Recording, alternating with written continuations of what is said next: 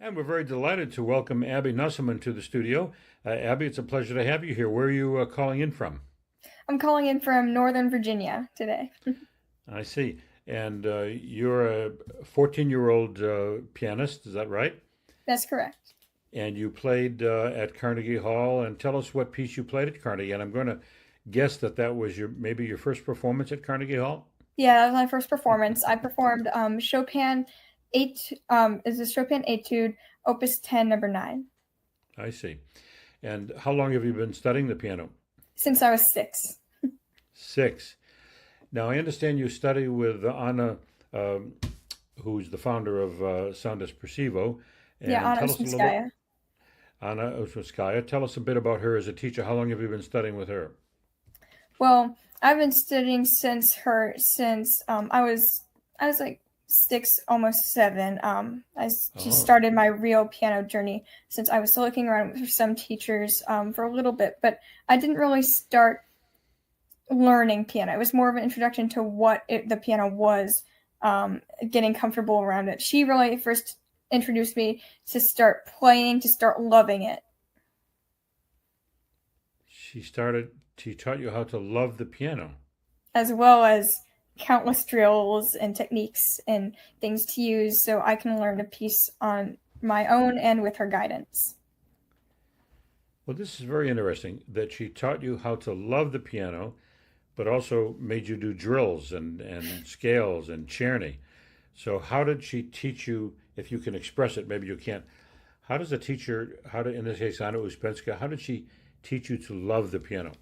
Well, her lessons have taught me to think of each individual piece, her and my dad, to think of each individual piece as a set of puzzles.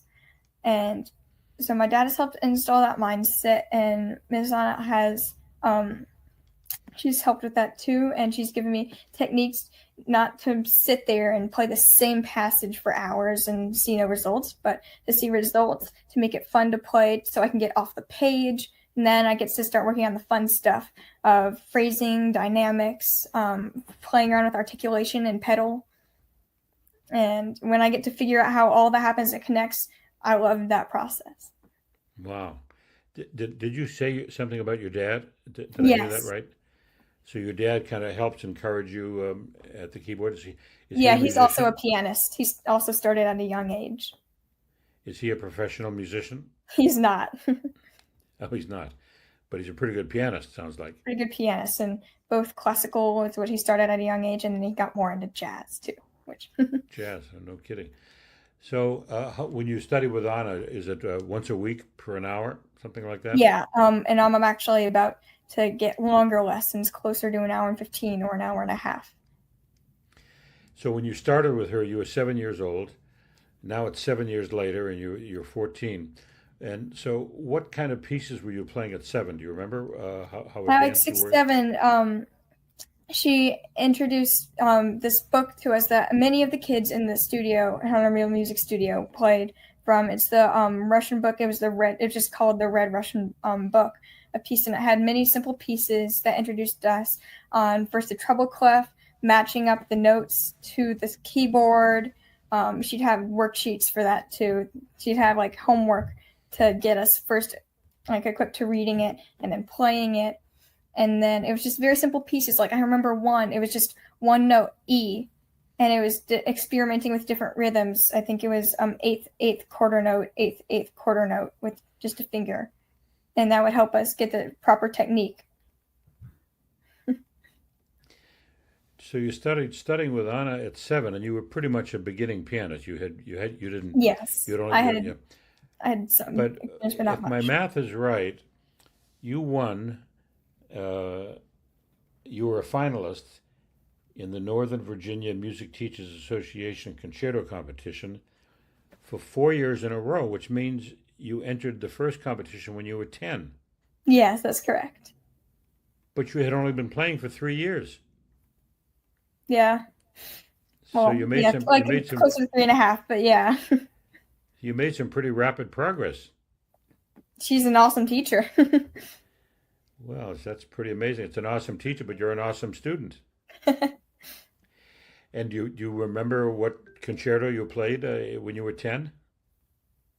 Um, I was 10. I think it was either a Mendelssohn or a Haydn concerto. I think it might have been Mendelssohn in D minor or Right, something like that. Yeah. right. And then you kept playing every year. You played a different concerto, and you were a finalist for 4 years. And you weren't even in high school. Now you're just a freshman in high school. Just are you just ending your freshman year or starting I'm your starting my second year? freshman year.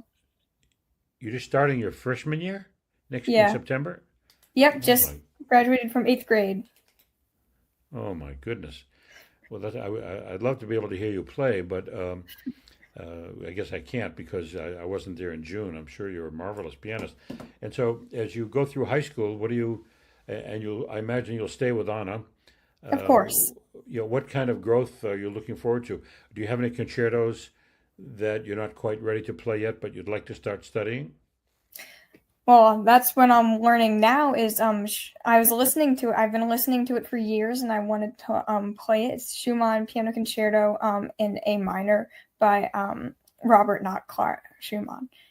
And I'm just Robert. working on the first movement now and it's like 30 something pages of non-repetitive material and it's hard, but I'm loving it.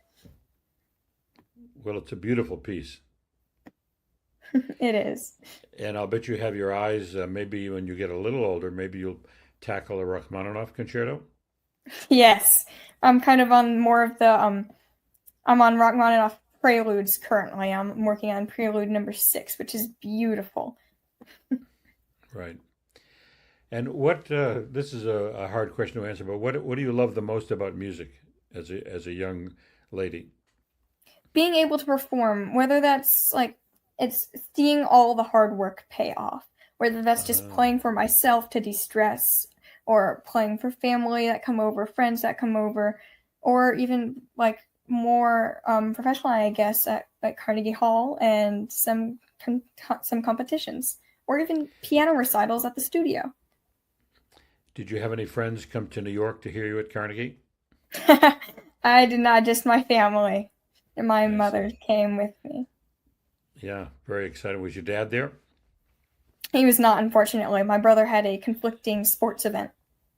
I see. Well, it sounds like your dad is really in your court and really helps you, and it kind of helps coordinate with Anna. So it's a very good combination to have Anna as your teacher, but your dad as a cheerleader. And Yeah. I'm sure he helps you because he's a amateur pianist himself. That's lovely. And what are your future ambitions? I know college is a long way off, but have you given any thought to where you'd like to go to college someday? I have not yet. I know I still want to keep the piano. I have a beautiful piano at home, which is a concert grand Steinway D. It's almost 9 feet. It's like the gloss finish. It's like the whole thing. And I can't leave that behind. I gotta stay close, you know? Right. Well, that's beautiful. I wish you the very best in your career, and you're in good hands with Anna and with your dad, obviously in good hands, and your family. And you're in a good position, and I wish you the very best. And just keep practicing, and especially keep the love for it. Yes, that's the most important thing. That's right. Well, thank you, Even though I Abby. It's been started off at age 7, I had to have the love to keep powering through. oh, that's beautiful. Well, Abby, thank you very much. It's a pleasure to talk with you. All right, thank you. Bye.